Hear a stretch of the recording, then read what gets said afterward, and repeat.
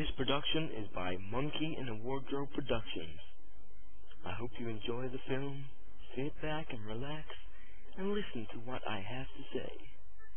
Hello, I'm Julius Summonamilla. Oh, what on, James? No, I'm Zach Francis. Get with it, as if I'd be talking like that. Come on. Anyway, let's get on with it. What is a star? Well, I'm a star. Ain't that right, sir? I'm not here to talk about me. For once, it's time to talk business. Stars are hot bodies of glowing gas that start their life as a nebula. Nebula is a cloud of gas and dust. They vary in size, mass, and temperature. For instance, she is hot, and she is not. Some stars are up to 500 times smaller than the Sun, whilst others are up to 1,000 times bigger. Yeah, I know, that's pretty big, eh? Masses can range from a 20th of a solar mass to 50 solar masses. Whilst the temperature of some stars will be 3,000 degrees Celsius, other stars may have a temperature of 50,000 degrees Celsius. A star's colour is determined by its temperature. The hottest are always blue, whilst the coldest are red. The sun's surface, as you can see, is yellow, so its temperature is around 5,500 degrees C. Nuclear fusion is how the energy of a star is produced. That's totally different to me, as I drink Red Bull and eat Skittles. A star's brightness is measured in magnitude. The brighter it is, the lower the magnitude. I know, it's a bit weird, isn't it? Now we're going to have a quick look at the Hertzsprung-Russell diagram. Did you see it? Guess not. So let's have another look. This time pay attention. Yes, I'm talking to you, sir. I see you sniggering at this amazing presentation. It shows that the temperature coincides with the luminosity. The hotter the star, the higher the luminosity the star has. You can also tell the size of each star from the graph, as the higher the radius, the higher the temperature and luminosity. The star begins to form out of a nebula. You should know what that is, considering I've already told you. In case you've forgotten what a nebula is, I'll tell you again. A nebula is a cloud of dust and gas composed primarily of hydrogen, 97%, and helium, 3%. Gravity makes this gas and dust form together and make clumps.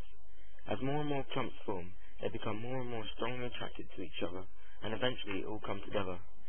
A protostar is not very stable and must try to gain equilibrium.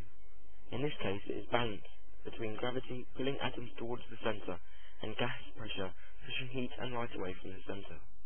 Achieving and keeping this balance is tough to do. When the star can no longer maintain equilibrium, it dies. Once the star contracts enough that its central core can burn hydrogen to helium, the star begins to release energy, stopping it from contracting even more and causes it to shine, and it becomes a main sequence star. A star of one solar mass remains in main sequence for about 10 billion years, until all of the hydrogen has fused to form helium. In a bigger star, for instance, that of 10 to 50 solar masses, it stays in the main sequence for not billions of years, just millions of years.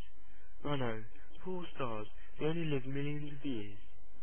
For now, though, we'll only be looking at the death of a small star. The helium core now starts to contract further, and reactions begin to occur in a shower around the core. The core is hot enough for the helium to fuse to form carbon. The outer layers begin to expand, cool, and shine less brightly. The expanding star is now called a red giant. The helium core runs out, and the outer layers drift off away from the core as a gaseous shell. This gas that surrounds the core is called a planetary nebula. The remaining core, that's 80% of the original star, is now in its final stages. The core becomes a white dwarf, and the star eventually cools and dims. When it stops shining, the now dead star is called a black dwarf. Now we'll look at cool death. Don't think I've heard of that before. Of a more massive star.